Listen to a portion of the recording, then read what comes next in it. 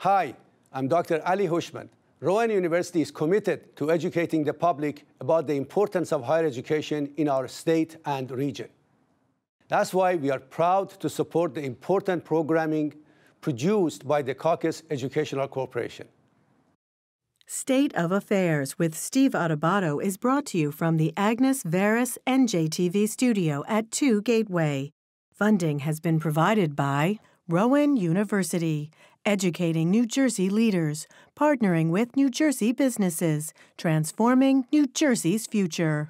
Choose New Jersey. Our mission is attracting companies to the Garden State. Delta Dental of New Jersey. Everyone deserves a healthy smile. University Hospital, Newark, New Jersey. NJM Insurance Group. New Jersey Resources. And by Verizon. Promotional support provided by Insider NJ. And by Commerce and Industry Association of New Jersey.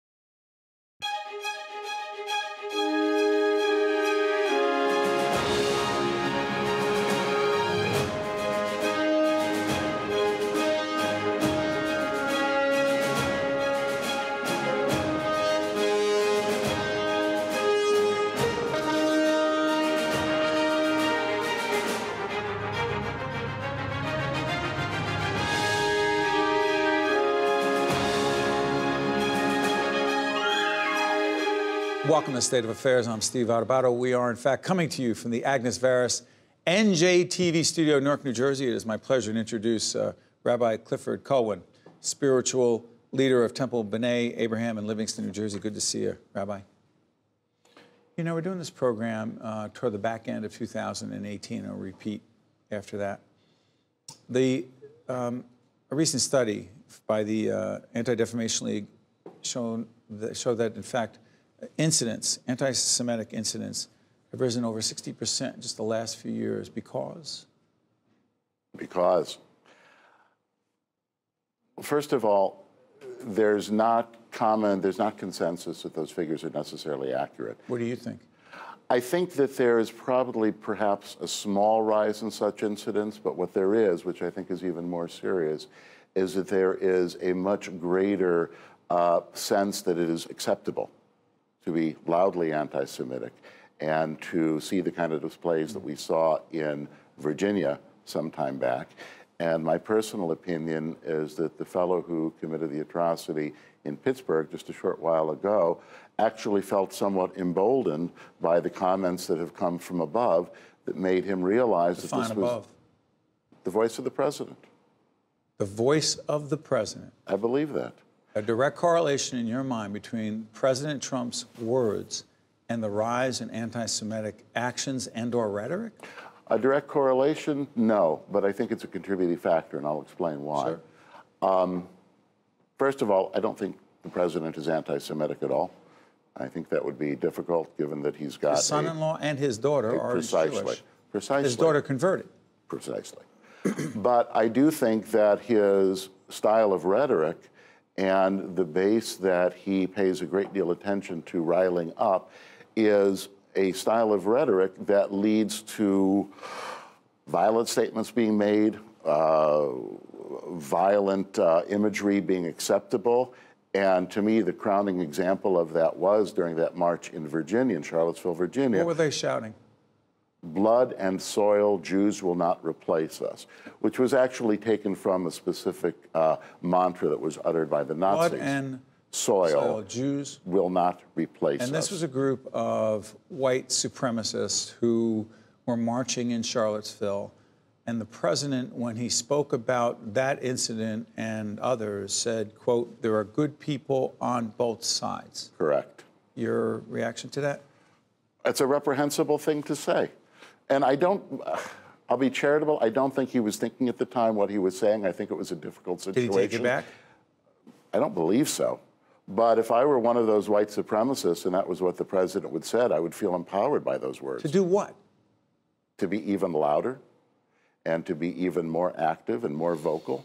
And in the case of somebody who might have been a bit unhinged to begin with, as was the case in Pittsburgh, to feel that it was acceptable to go ahead and commit the act that he did. Is that a responsibility of a public official, even the President of the United States, to lead their free world, to be aware that there are some people that are so unstable that are listening to certain things and interpret them a certain way and could potentially act in a violent fashion? Is that his or her responsibility as an elected official? I don't think so, but it is their responsibility as an elected official to speak in measured ways, because they cannot know the impact that their words will have. Look at it like this. I know that you're a parent, as am I. Yep. We never cease to be amazed by words that we think were uttered offhand when our children were young. Years later, they will say to us, you know, Dad, when you said X, Y, Z. In a similar fashion, I don't think somebody in what is effectively, not effectively, the most powerful position in the world can have any sense of the impact that his words can't have, and he must speak in a guarded, measured way. The group of students who were on the front steps that had their hands... Baraboo, Wisconsin. I don't even want to put my hand up. Sorry for even doing that. Where was it? Baraboo, Wisconsin, which is famous because Baraboo, Wisconsin was the summer home of the Ringling Brothers Circus. Piece of trivia I happen to know. Those young men with a Nazi salute that wound up on the internet. You see that, you think what? I see that. I feel sick. And I see that. And I believe that was a photo that was not taken all that long ago. No, it was not. And I cannot, again, help but think that part of the reason they felt emboldened that that was an acceptable thing to do was because kind of the rhetoric coming from above, which is in general excessive rhetoric. Is the president supposed to condemn that publicly? And by the way, as we do this, unless I'm wrong on that, he has not condemned that act. Is he responsible? Should he be, and every public official condemn that? I would like to think so, If they do yes. not, what are they saying? In Judaism, we have a concept that if you have an opportunity to correct a wrong and you don't, you are as guilty as if you had committed the wrong yourself. Now, in all fairness, the president is a busy guy. There may be a lot of such incidents. I don't know about a particular one. Yeah, you can't expect him However, to be in general right. and as a concept, yes. You can't expect the president to be tweeting about things that are not significant. I'm sorry. Should not have said that. But let me ask you this. The question now, as we move forward, is what is it that we should be teaching our children, say children who happen not to be Jewish, our children are not. If someone says, well, those are Jewish kids, those aren't, that's not us, tell folks the whole, the whole, I'm going to get it wrong, when the Nazis came and, like people were expecting it was some, well, it wasn't me, it was them. That still resonates for me right now. I'm going to get it wrong, so I'm going to turn to you, Rabbi, to get it right. Well, nice.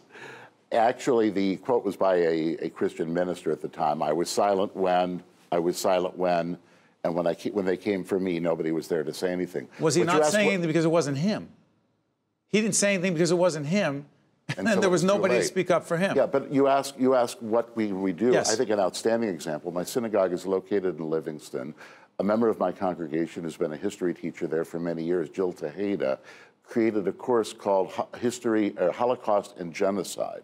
And in this year-long course, which was only taken, I believe, by seniors, maybe juniors and seniors, they study the Holocaust, but then they also study other acts of genocidal atrocities. They learn about Pol Pot.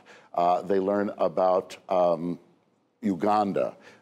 They learn about Rwanda, Genocide. And so they use the Holocaust as a way of learning both about the Holocaust, but as a way of learning about genocide in general, which to me is wonderful, because you're not taking the particular experience and leaving it there, but you're taking the particular experience that Jews have experienced and universalizing it. Religion matters, which is in fact why our colleagues here at NJTV have been trying to have a series of conversations with religious leaders about the role of religion in society. Rabbi, thank you. We appreciate it. We'll continue the conversation. Thank you. All the best to you and your congregation. Okay. We'll be back right after this on State of Affairs. To see more State of Affairs with Steve Adubato programs, visit us online at stateofaffairsnj.org. If you would like to express an opinion, email us at info@caucusnj.org. Find us on Facebook at facebook.com/Steve Adubato, PhD. And follow us on Twitter at Steve Adubato.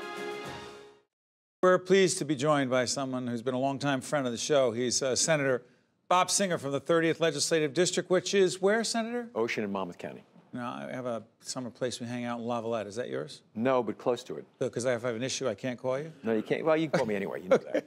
Senator Singer, let's talk about a whole range of issues. Number one is fiscal policy in the state. Senate President Steve Sweeney gets a group together to look at expenses in the state, need to reduce cost. Where is he right and where is he wrong? Well, he's right on the money. We've got to talk about health care for all government employees. We're going broke. We've got to talk about pension for government employees. We're going broke. We've got to talk about municipalities just spending too much money because of duplication of services from both the county level and the local level.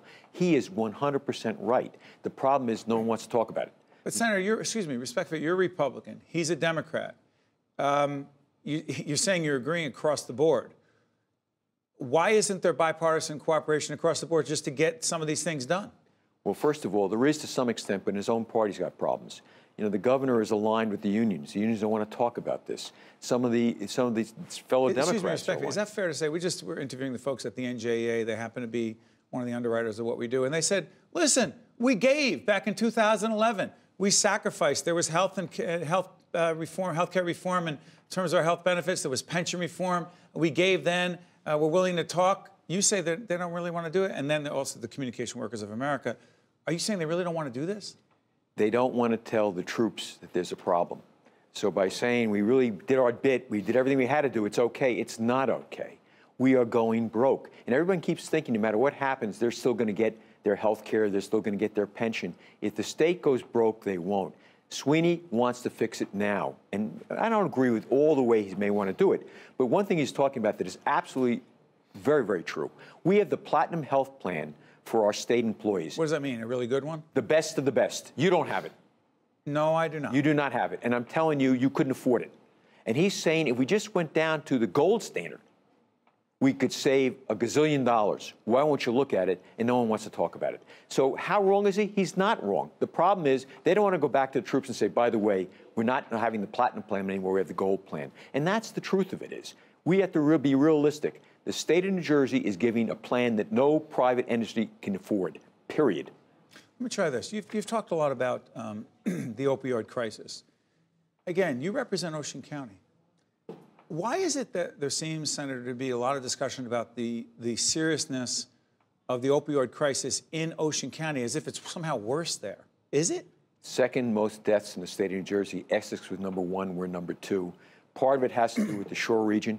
People come down the shore from all over the state, from out of state, and again, they think they want to have a good time and end up having time with, unfortunately, the opioids and other issues. So we had a lot of deaths last year, second in the state. It is a major problem down the shore, a major problem in Ocean County. What should we do?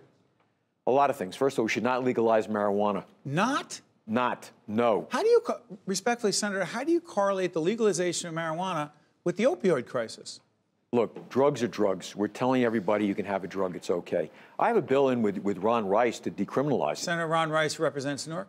Yes, he does. We shared the bill. You say decriminalize it. Right. Why decriminalize it and not make it legal? What's the difference? Big difference. First of all, someone having 2 joints in his car gets stopped, gets arrested, goes to jail, has a record. Why? That's really affecting the minority population greater than anybody else like that. It's not fair. Someone having small amounts, it's not fair to arrest and give him a ticket. We're not arguing that. Legalizing is something different. Now you're saying it's okay to do it. Let's think about what we're talking about.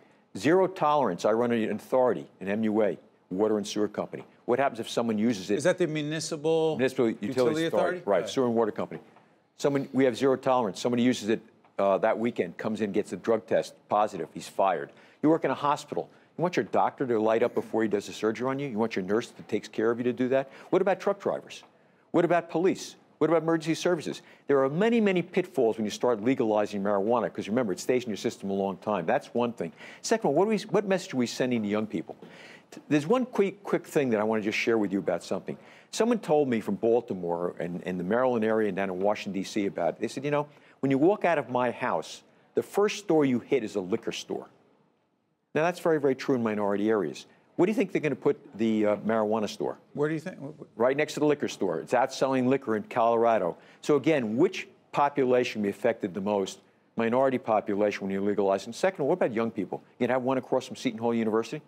I think it's just a bad message. Is it across the board you don't like it? But I supported medical marijuana. I voted for it, and I have but not no recreational problem. use. But not recreational use. Steve Adubato here talking with Senator Robert Singer, who's been in the legislature a few years? 28. 28. That matters, because you also understand the transportation situation in the state. You serve on that committee. Yes, I do. Where are we with the Gateway Tunnel, which would help folks back and forth to New York City and New Jersey? Where are we with that? Number one, we have to have the Gateway Tunnel. Have to. We have to, because you can put all the roads in, all the rail tracks you want to put in. If you don't have another tunnel going in, it doesn't help anything. And that's really a real problem. So why is the Trump administration not helping this? Foolish. We got to tell them they have to help us. You know, I'm a full supporter of that. Unfortunately, we only have one Republican congressman now, Chris Smith. But at the end of the day, we have to push it, make sure it's a priority. Senator, I'm sorry for interrupting, Senator. What does having one Republican in the congressional delegation on the House side have to do with whether President Trump, who's from this region originally, whether he supports or doesn't support the idea of a Gateway Tunnel, because it's a massive part of the U.S. economy, am I right? Steve, it makes no sense. Look, we realize one thing. Both New York and New Jersey are not Republican states. For some reason, we're getting the short end of the stick here. Does that also include the state and local deduction issue of only capping your property and state taxes, state income tax at $10,000, which is a lot more in New Jersey? You think that's because of politics and we're a blue state? I think they gave away because we're a blue state. It didn't affect anything. It's wrong. That's wrong, and certainly not helping the tunnel is wrong. I support it 100%. And by the way, if asked, I'd go to Washington to plead for it. We desperately need that. Look, there's no question about it. Transportation is a troubled area in New Jersey. We've got to put a lot of money in our infrastructure.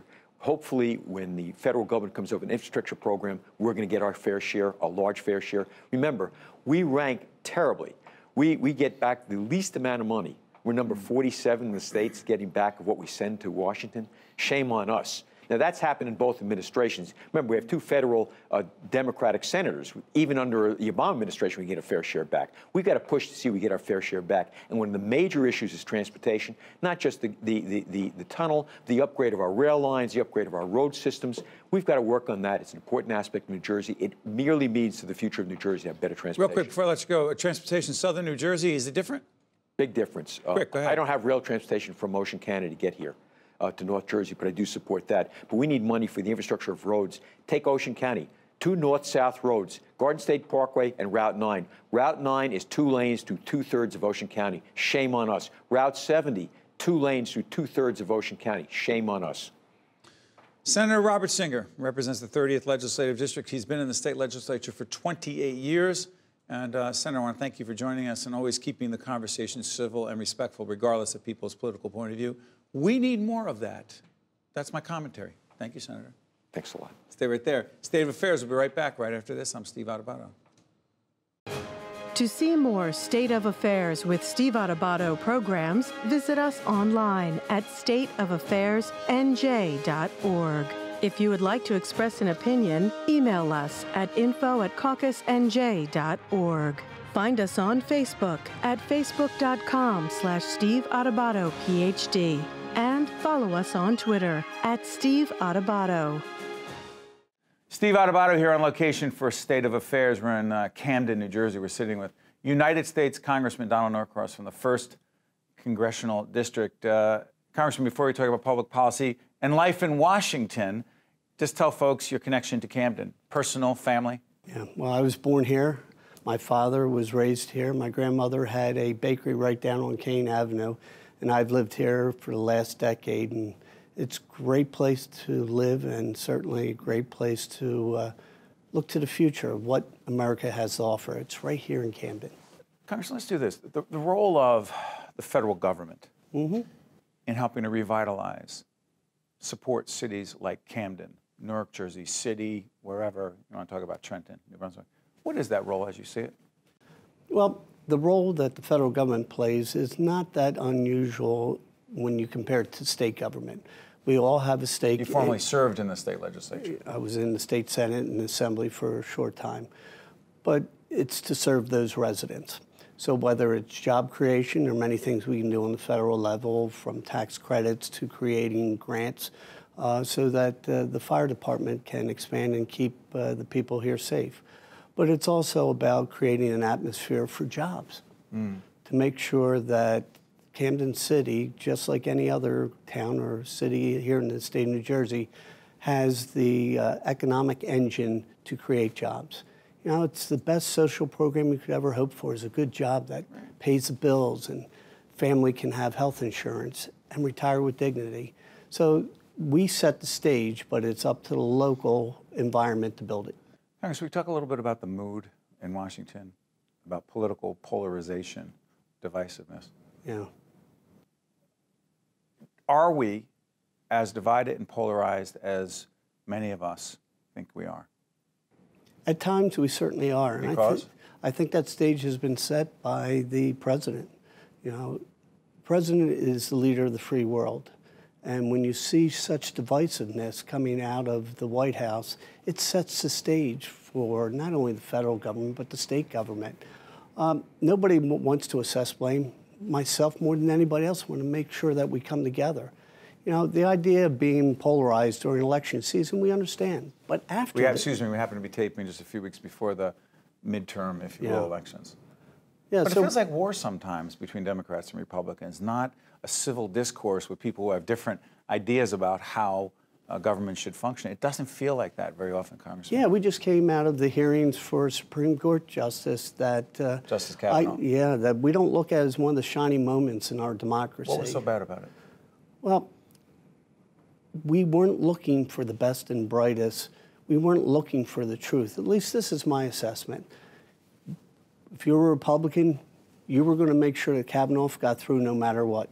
It seems like many of the Democrats were looking to stop him at all costs. No matter what? No matter what, on both sides. Is that the job of a member of Congress? In my opinion, absolutely not. At the end of the day, we're supposed to maybe be elected as a Democrat or Republican from a blue state or red state. But afterwards, we're all Americans. And I think many of my colleagues tend to forget that. But it's easy to get sucked in that vortex when the guy upstairs is spewing hate left and right. Respectfully, Congressman, you can't put it all on the president. I didn't. We're all responsible for his individual. More specific, what do you think his contribution has been to the polarization in the country? He sets the tone, the president. He says the it's leader about of the winning. great country. It's about winning. I saw him on 60 Minutes as we're dating ourselves. I saw him with Leslie Saul on 60 Minutes. And she asked him, after Kavanaugh was, approved, he goes to the Supreme Court, why rub it in the faces of the Democrats who lost and say, we won, you lost? Why mock Dr. Ford? Is that what you're talking about? No, this is what, well, certainly there's two examples. But let's go back to Charlottesville. Good people, white separatists. On both sides. Yeah. This is the President of the United States. When you heard that, what did you think and feel? Immediately, I thought, there's no way the President of the United States would say that somehow it was a mistake. But it was. It's our president who's setting the tone for the country. But excuse me, Congressman, he has a significant amount of support in and around communities like this. Right. Because? Because people voted for him. No, but what is it you think they see in him in spite of what you're saying? Yeah, that's a great question. And I've thought about this quite a bit. Let's go back to Jesse Ventura. People are upset. You know, they see on TV all the arguing. Former governor of Minnesota. They wanted to mix things up. Then you went and seen Arnold Schwarzenegger in California. They wanted somebody to mix it up. You see this as a pattern? Absolutely. But what they found out is after one term, it was buyer's remorse, that each of those individuals didn't deliver. We all want somebody who's plain speaking, you think they're telling the truth. We all aspire to be that. But at the end of the day, hate does not drive out hate. As Dr. King said, only love can do that. And I think if we look at our colleagues, how do we find that common ground together? You know, anybody who's married understands that compromise? Compromise is a good idea. Yeah. You know, we don't exclusively have the right to good ideas. You know, we need to be humble enough to take good ideas, whether they're from our side or not, and work with them. And we're not enemies, are we? Even if people have different political point of views. It's interesting, you have the American flag, you always wear that. You're a patriot. Yeah. How optimistic are you about, as a patriot, as a member of Congress, as a child and adult of this city, how hopeful are you for the future of our political system and our country? We've been through ebbs and flows the entire history of our country. We'll get through this. But with each experience, it gives us a better view of what works and what doesn't. You know, just a few weeks from now, we're going to have an opportunity to elect the next Congress, and I think that will speak volumes of what the country really thinks and where we need to go. But at the end of the day, we're all Americans, and for those who aspire to be Americans, they need to have a pathway. They need to have a pathway because we are a nation of immigrants that have melded together to make the greatest country in the world. Congressman, we appreciate your time, particularly here in Camden, your hometown, and we're optimistic about the efforts of you and your colleagues in Congress because we're counting on it. Thank you. Thank you. You got it. That is it for this particular edition of State of Affairs. I'm Steve Adubato. This is Camden, and we will see you next time. State of Affairs with Steve Adubato is a production of the Caucus Educational Corporation, celebrating over 25 years of broadcast excellence. State of Affairs with Steve Adubato is brought to you from the Agnes Varus NJTV studio at 2 Gateway. Funding has been provided by Rowan University, Choose New Jersey, Delta Dental of New Jersey, University Hospital, Newark, New Jersey, NJM Insurance Group, New Jersey Resources, Verizon, and by these public-spirited organizations, individuals, and associations committed to informing New Jersey citizens about the important issues facing the Garden State. Hi, I'm Dennis Wilson, President and CEO of Delta Dental of New Jersey. You probably know that visiting your dentist and daily at-home care are necessary for maintaining good oral health. What you might not know is that your oral health is connected to your overall health. Oral health may impact conditions like diabetes, blood disorders, and heart disease. Regular cleanings and checkups allow your dentist to assess your risk and keep you and your smile healthy.